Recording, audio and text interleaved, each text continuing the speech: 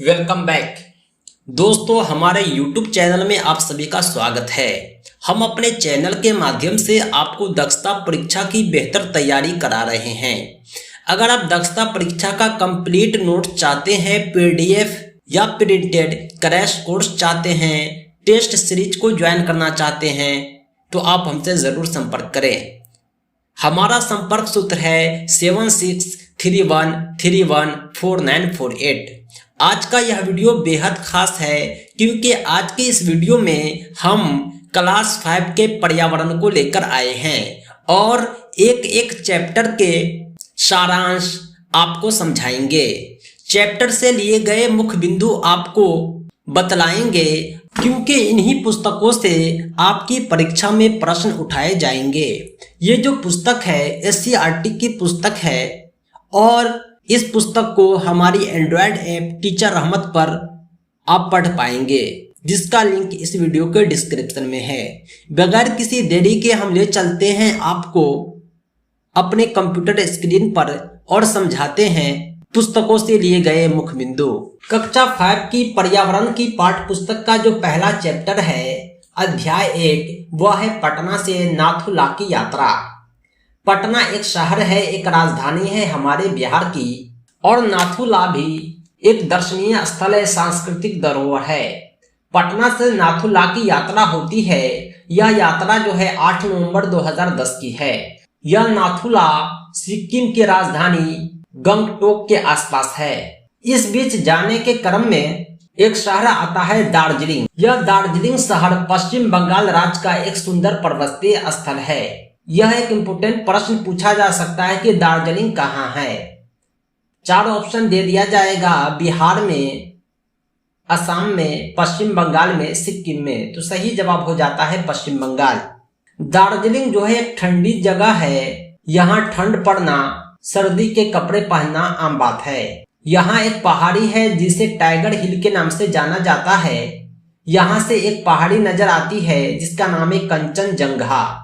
यह सालों भर बर्फ से ढकी रहती है। आपको दार्जिलिंग में देखने के लिए चाय के बागान मिलेंगे, बहुत सारे चिड़ियाघर मिलेंगे। इसके अलावा नेचुरल हिस्ट्री म्यूजियम है जिसे अजायब घर कहा जाता है।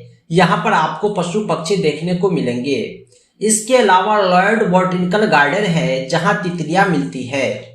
इसके अलावा जूलॉजिकल पार्क है जहाँ हिमालय जीव जंतु ने विशेष रूप से पाए जाते हैं। इस जूलॉजिकल पार्क के अलावा अन्य जगहों पर एक पशु देखने को मिलते हैं जिसके शरीर पर लंबे लंबे बाल होते हैं। ये लंबे बाल इसलिए होते हैं कि यह ठंडे इलाके में खुद को एडजस्ट कर सके। इस पशु का नाम है याक।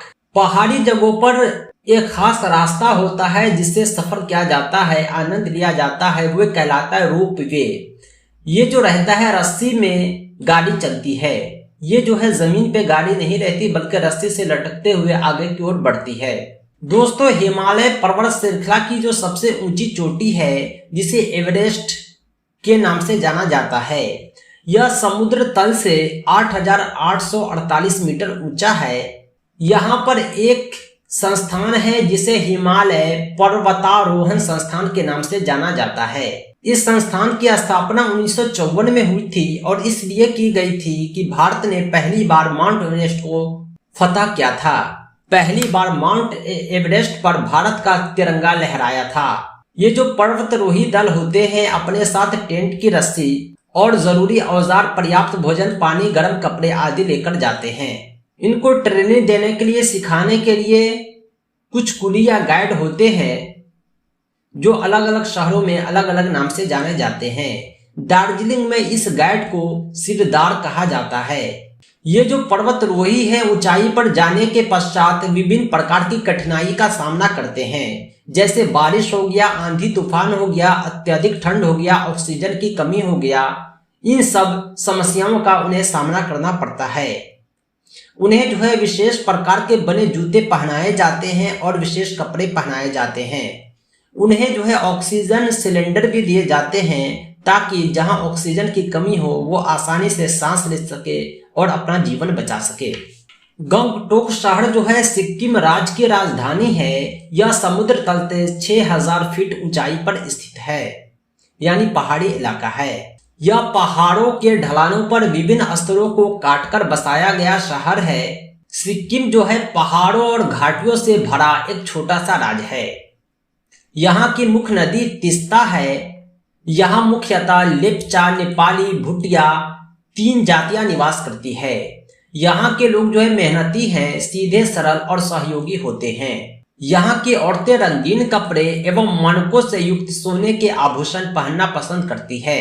गंगटोक शहर जो है बौद्ध धर्म का भी धार्मिक स्थल है, एक दर्शनीय स्थल है। यहाँ रूमटेक मोंटेसरी, जिसे करमापा के नाम से जाना जाता है, जो एक बौद्ध धर्म के गुरु थे, उनका निवास है। इसी बीच में एक शहर है नाथुला, जो समुद्र तल से 14,500 किलोमीटर ऊंचाई पर है।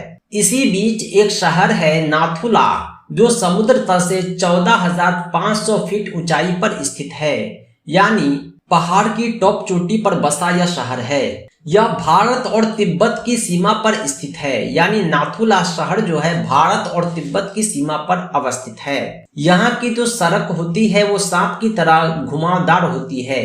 कारण यह है कि पहाड़ी पर ऊंचाई पर चढ़ने के लिए आप सीधे नहीं चढ़ सकते, पहाड़ों को गोल गोल काट काट कर जो है रास्ता बनाया जाता है, इसलिए सड़क जो है सांप की तरह घुमावदार दिखती है। नाथुला में जो है बर्फ की चादर बिछी रहती है, क्योंकि ऊंचाई पर मौसम ठंडा हो जाता है और बर्फ गिरता है। इस ऊंचाई पर भी हमारे देश के सैनिक मौजूद थे और तिरंगा लहरा रहा था और सरहद की रक्षा कर रहे थे। दूसरी ओर चीन का भी झंडा लहरा रहा था, क्योंकि नाथुला शहर जो है भारत और चीन की सीमा पर अवस्थित है। ये जो नाथुला का रास्ता था प्राचीन काल में सिल्क मार्ग के नाम से जाना जाता था। चीन के जो यात्री थे इसी कठिन मार्ग से चलकर हमारे बिहार आया करते थे। और क्यों आया करते थे? पढ़ने के लिए, क्योंकि हमारे बिहार में उस समय विक्रमशिला, पाटलिपुत्र, नालंदा और बोधगया जैसे शहर शिक्षा के बड़े केंद्र थे। दोस्तों, पहले अध्याय के बाद हम बढ़ते हैं दूसरे अध्याय की तरफ, जिसका शीर्षक है खेल। दोस्तों, 2 तरह के खेल होते हैं, एक होते हैं इंडोर गेम, दूसरे होते हैं आउटडोर गेम। इंडोर गेम उसे कहते हैं जो घर में खेले जाते हैं, आउटडोर गेम उसे कहते हैं जो बाहर खेले जाते हैं। इंडोर गेम में आप बतलाएं कि कौन कौन से खेल आते हैं। लूडो हो गया, कैरम बोर्ड हो गया, शतरंज हो गया, ताश हो गया आदि कुछ और गेम हैं जो घर में खेले जाते हैं। लेकिन कुछ खेल ऐसे हैं जिसे घर में खेलना संभव नहीं है, जैसे cricket, hockey, football, kabaddi, tennis, badminton. इन सब को खेलने के लिए आपको एक मैदान की आवश्यकता पड़ती है। ऐसे खेल बाहर में खेले जाने वाले खेल कहलाते हैं, जिसे आउटडोर गेम कहते हैं। इसके अलावा भी कुछ और खेल होते हैं, जैसे एक खेल है मार्शल आर्ट।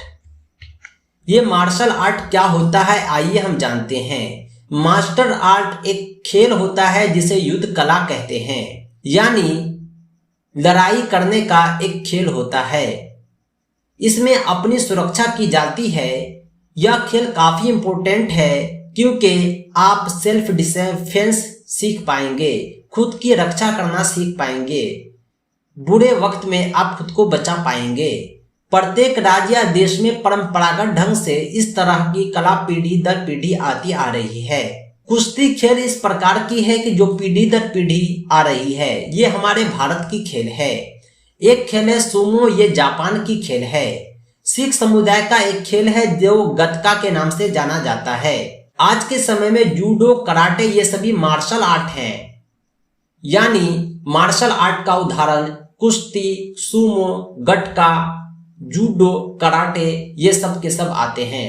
इस खेल के माध्यम से आप सेल्फ डिफेंस सीख सकते हैं, खुद की रक्षा करना सीख पाएंगे। ये जो गतका मार्शल आर्ट है सिख धर्म से जुड़ा हुआ है, क्योंकि गुरु गोविंद सिंह ने सिख समुदाय को सैन्य रूप दिया था। उसी दौरान गतका खेल खेला जाता था। गतका सिखों के सैन्य रूप का एक हिस्सा है। यह आत्मरक्षा के लिए भी सीखा जाता है। सिख समुदाय के लोग बैसाखी तथा गुरु गोविंद सिंह जयंती के मौके पर खेलते हैं। सिख धर्म का एक पर्व है जो बैसाखी के नाम से जाना जाता है और दूसरा पर्व है गुरु गोविंद सिंह जयंती। इस अवसर पर सिख समुदाय के लोग गत का खेल खेलते हैं। इस खेल को हिंदू और मुस्लिम समुदाय के लोग भी खेलने लगे हैं। आप व्यायाम और योगा को भी एक खेल मान सकते हैं। गर्व की बात यह है कि यह हमारे देश में ही पलनी बढ़ने वाली स्वास्थ्य रखने के लिए उपयोग में लाई जाती है। तीसरा जो अध्याय है जिसका शीर्षक है बीजों का बिखरना, ये कक्षा 5 की पर्यावरण की पाठ्यपुस्तक से लिया गया शीर्षक है। जैन धर्म के 24वें तीर्थंकर थे जिसका नाम था वर्धमान महावीर। जमुई जिला का एक गांव है लछुआड़। यह जो है भगवान महावीर की जन्मस्थली माना जाता है। अक्सर आपने भी देखा होगा कि पीपल के जो पौधे होते हैं वो दीवारों पर उग जाते हैं। आखिर कैसे, इसी बात को लेकर हम आगे चर्चा करेंगे। ये जो बीज हैं ये पेड़ पौधे बनते हैं अगर उसे अनुकूल परिस्थितियां मिल जाए। किसी भी बीज को पेड़ पौधे बनने के लिए, अंकुरित होने के लिए जो अनुकूल परिस्थितियां हैं उसमें 4 चीज होना चाहिए। पहला मिट्टी, दूसरा पानी, तीसरा ताप, चौथा हवा। अगर चारों चीज उसे मिल जाए तो पत्थर ही क्यों ना हो वहां पौधा उग जाता है। ये बीज जो है बिखर कर इधर उधर चले जाते हैं, चाहे पानी में बहकर जाए, चाहे हवा में बिखर कर जाए, चाहे पशु पक्षी एक स्थान से दूसरे स्थान लेकर जा पहुंचाए। पेड़ पौधे के वृद्धि के लिए आवश्यक है पर्याप्त स्थान होना चाहिए, यानी कंजेस्टेड जगह नहीं होना चाहिए। उसको पर्याप्त मात्रा में हवा पानी मिलना चाहिए, मिट्टी होना चाहिए क्योंकि मिट्टी से पोषक तत्व लेते हैं। इसके अलावा सूर्य प्रकाश होना चाहिए क्योंकि सूर्य प्रकाश से वे अपना भोजन बनाते हैं फोटोसिंथेसिस के द्वारा। ये बीज जो है बिखरते हैं और अलग अलग माध्यम से बिखरते हैं। कुछ बीज ऐसे होते हैं जो चटक कर बिखरते हैं। चटक कर बिखरने का मतलब यह है कि जब उसके फूल सूखते हैं तो वो खुद उसके फटने के बाद बिखर जाते हैं। उदाहरण के लिए हर सिंगार या गुलमेहदी के बीज जो होते हैं ये फटकर या चटककर बिखरते हैं। कुछ बीज ऐसे होते हैं जो काफी हल्के फुल्के होते हैं, इसलिए वह हवा में उड़कर बिखरते हैं। उदाहरण के लिए कपास के बीज। कुछ बीज ऐसे होते हैं जो पानी में तैरकर एक स्थान से दूसरे स्थान चले जाते हैं, चाहे वो नदी का पानी हो, सैलाब का पानी हो, चाहे बरसात का पानी हो। उदाहरण के लिए कमल, कुमुदनी, ये 2 पौधे जो होते हैं कीचड़ में ही होते हैं और पानी में इसके बीज बिखर कर एक स्थान से दूसरे स्थान पहुंच जाते हैं और वहीं अनुकूल वातावरण ढूंढकर पनपने लगते हैं। लेकिन सब बीज पानी में नहीं बह सकते क्योंकि कुछ बीज होते हैं जो पानी में डूब जाते हैं, कुछ नहीं डूबते हैं। आप उदाहरण लिख सकते हैं। कुछ बीज जो है जानवरों की सवारी का उपयोग करके बिखरते हैं।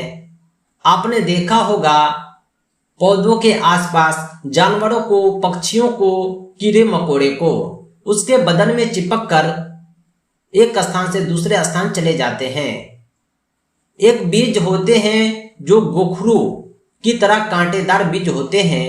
ये बीज आपने देखा होगा, इसी बीज से जो है ज्ञान लेकर के वेलक्रो बनाया गया है। ये पशु पक्षी के शरीर में चिपककर एक स्थान से दूसरे स्थान चले जाते हैं।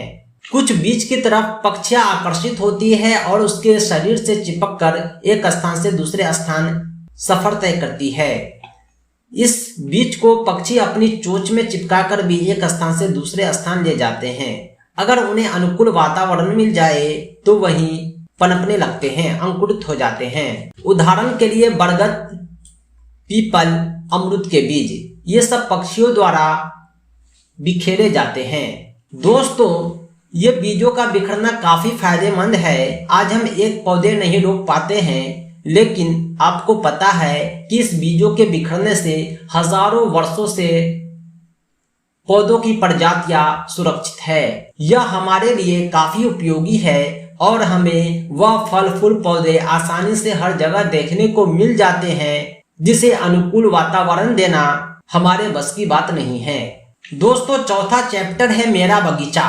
दोस्तों, जितने भी जानवर हैं, पेड़ पौधे हैं, पक्षी हैं, इन सबों को प्राकृतिक वातावरण मिलेगा तभी वे फलते फूलते हैं। अगर हम चाहें तो इनके लिए वही व्यवस्था कर सकते हैं जो हम अपने बच्चों के लिए करते हैं। इन्हें भी अनुकूल वातावरण देकर हम जो है जीवन दे सकते हैं। जिस अनुकूल वातावरण में हम इसे जीवन देंगे यही बगीचा कहलाता है। जब आप बगीचे में जाएंगे तो अलग अलग तरह के पक्षी आपको देखने को मिलेंगे, तितलियों के भी अलग अलग प्रकार आपको देखने को मिलेंगे। जब हम पेड़ पौधे को लैब में एक प्राकृतिक वातावरण देते हैं तो वह हर्बेरियम कहलाता है। जितने भी पौधे होते हैं उनके जड़ एक दूसरे से डिफरेंट होते हैं। इतना ही नहीं, उनकी पत्तियां भी एक दूसरे से अलग होती है। ये पत्तियों का आकार बतलाता है कि इनका विकास कौन से वातावरण में हो रहा है। मैदानी इलाके जहां पानी की भरपूर मात्रा होती है वहां के पत्ते चौड़े होते हैं। रेगिस्तानी इलाके जहां पानी की कमी होती है वहां के पत्ते पतले होते हैं। पतले इसलिए होते हैं कि वाष्पोत्सर्जन में वे पानी का उपयोग कम करते हैं। इतना ही नहीं, फूल भी अलग अलग प्रकार के होते हैं, अलग अलग रंग के होते हैं। उसकी बनावट भी इस प्रकार से होती है जो उसके वातावरण को बतलाती है।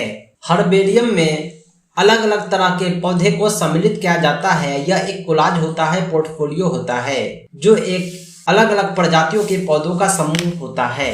आप पौधों की तुलना करके भी देख सकते हैं। जो पौधे बगीचे में उगते हैं उसकी जड़ें छोटी होती है, पानी के पौधे की जड़ें बड़ी होती है। उसके पत्तियों का रंग भी डिफरेंट होता है और पत्तियों के आकार भी बगीचे के और पानी के अलग अलग होते हैं। दो पत्तियों के बीच की दूरी भी अलग होती है जो बगीचे या पानी के होते हैं। एक पौधे हैं जिसका नाम है कैक्टस। ये पौधे जो होते हैं रेत भरे जगहों पर दिखाई देते हैं। कारण यह है कि ये पौधे कांटेदार होते हैं, इसमें पत्ती नहीं होती और कांटे होने की वजह से इस पौधे को ज्यादा पानी की आवश्यकता नहीं होती है। और आपको पता होगा कि रेत वाली जगह पर पानी का अभाव होता है। आप इस कैक्टस को गमले में भी उगा सकते हैं क्योंकि गमले में पानी की कमी होती है। इसके तने मोटे होंगे, इसमें पत्तियां नहीं होगी। ये वातावरण के अनुकूल खुद को ढाल लेते हैं। बबूल और कैक्टस ये दो पौधे हैं जो मरुभूमि के पौधे हैं। मरुभूमि कहते हैं रेगिस्तानी इलाके को। ये आपको कोलकाता, दिल्ली, गंगटोक और दूसरे शहर में भी दिखाई देंगे। आप इसे अपने घर के बगीचे में भी लगा सकते हैं। दोस्तों, कक्षा 5 की पर्यावरण का जो 5वां अध्याय है उसका शीर्षक है ऐतिहासिक स्मारक। ऐतिहासिक स्मारक में एक हिस्टोरिकल पैलेस को हम देखेंगे जो अपने बिहार से ताल्लुक रखता है। हमारे बिहार के नालंदा में प्राचीन काल में एक विश्वविद्यालय था जो नालंदा विश्वविद्यालय के नाम से जाना जाता था। आज यह खंडहर बन चुका है। यह जो नालंदा विश्वविद्यालय था यह संसार का प्रथम आवासीय विश्वविद्यालय था। इसकी स्थापना गुप्त सम्राट कुमार गुप्त ने की थी। कब की थी? 5वीं शताब्दी में। इस विश्वविद्यालय में एक साथ 10,000 से अधिक छात्र पढ़ते थे और लगभग 2,000 शिक्षक थे। यहाँ जो है देश दुनिया से लोग आते थे और पढ़ते थे। कोरिया, जापान, चीन, तिब्बत, इंडोनेशिया से भी लोग यहाँ पढ़ने आते थे। 8वीं से लेकर के 12वीं शताब्दी तक तकरीबन 400 साल तक इसके उत्कर्ष का काल था। यहाँ तक के चीनी यात्री हुएनसांग भी यहाँ आकर पढ़े हैं। 20वीं शताब्दी के अंत तक इस विश्व प्रसिद्ध ज्ञान केंद्र का अंत हो गया। अब इसका अंत कैसे हुआ इसके बारे में आगे जानकारी जानेंगे। इस विश्वविद्यालय का जो भवन था यह भी काफी अनोखा था, प्राचीन कला का बेहतरीन नमूना था। इसके चारों तरफ ऊंची ऊंची दीवारें थी। इसका जो मुख्य द्वार था काफी शानदार था। इसमें 8 अलग अलग प्रांगण और 10 मंदिर थे जिनमें अनेक ध्यान केंद्र थे। यहाँ का जो पुस्तकालय क्षेत्र था धर्मगंज के नाम से जाना जाता था। यह 9 मंजिला इमारत थी। पुस्तकालय के अलग अलग नाम थे, रत्न दधी, रत्न रंजक, रत्न सागर। इस विद्यालय में प्रवेश से पहले प्रवेश परीक्षा आयोजित की जाती थी और प्रवेश परीक्षा का माध्यम ये था कि 4 द्वार थे। चारों द्वार पर द्वार पंडित यानी स्कॉलर खड़े हुए थे। उसके प्रश्नों के उत्तर देने के बाद ही कोई अंदर शिक्षा ग्रहण करने जा सकता था। यह विश्वविद्यालय जो खंडहर बन चुका है इसे फिर से पुनर्जीवित करने का प्रयास किया जा रहा है। यह कार्य पूर्व राष्ट्रपति डॉक्टर APJ अब्दुल कलाम ने शुरू करवाया था और इसे अनेकों विशेषज्ञों की देखरेख में पुनर्जीवित किया जा रहा है। हालांकि इसमें काफी समय लग सकता है, लेकिन हमारे बिहार के लिए यह गर्व की बात है। हमारे बिहार में स्मारक की कमी नहीं है। आपको बिहार में अनेकों स्मारक देखने को मिलेंगे, चाहे मगध की राजधानी हो यानी राजगीर, चाहे पाटलिपुत्र हो यानी वर्तमान पटना, नालंदा में नालंदा विश्वविद्यालय, भागलपुर में विक्रमशिला विश्वविद्यालय, बोध गया में महात्मा बुद्ध का स्मारक काफी विख्यात है। यहाँ तक के वैशाली में भी भगवान महावीर की जन्मस्थली है। बिहार में सिखों के अंतिम गुरु गोविंद सिंह का जन्म स्थान पटना साहिब है। इसके अतिरिक्त बिहार सूफी संतों का केंद्र भी रहा है। प्राचीन काल में सम्राट अशोक का राज भी रहा है। सम्राट अशोक के लौह स्तंभ नंदनगढ़ लौरिया तथा कुल्हा में देखे गए मोतिहारी के केसरिया, ये सब विश्व के प्रसिद्ध बौद्ध स्तूप है। ये सब आप देख रहे होंगे अशोक स्तंभ का तस्वीर है, ये वैशाली का स्तूप है, ये केसरिया का स्तूप है। पटना संग्रहालय में पटना का गोलघर भी काफी अद्वितीय है। ये गोलघर इतना ऊंचा है कि ऊपर चढ़कर आप पूरे पटना शहर को और गंगा का दर्शन कर सकते हैं। इसके अतिरिक्त औरंगाबाद में देव सूर्य मंदिर है तथा पावापुरी में जल मंदिर है। यह भी बिहार का धरोहर है। दोस्तों, ये थे 5 चैप्टर जो कक्षा 5 के पर्यावरण से लिए गए थे। अगले क्लास में हम नेक्स्ट 5 चैप्टर को देखेंगे। इसी तरह हम संपूर्ण पुस्तक के सारांश आपको समझाएंगे। दोस्तों, दक्षता परीक्षा का संपूर्ण नोट्स लेने के लिए, पीडीएफ व्हाट्सएप पर प्राप्त करने के लिए, टेस्ट सीरीज में पार्टिसिपेट करने के लिए, हमारे प्राइवेट वीडियोज पाने के लिए आप हमसे संपर्क करें। हमारा संपर्क सूत्र है 7631314948। इस नंबर पर आप कॉल भी कर सकते हैं, व्हाट्सएप भी।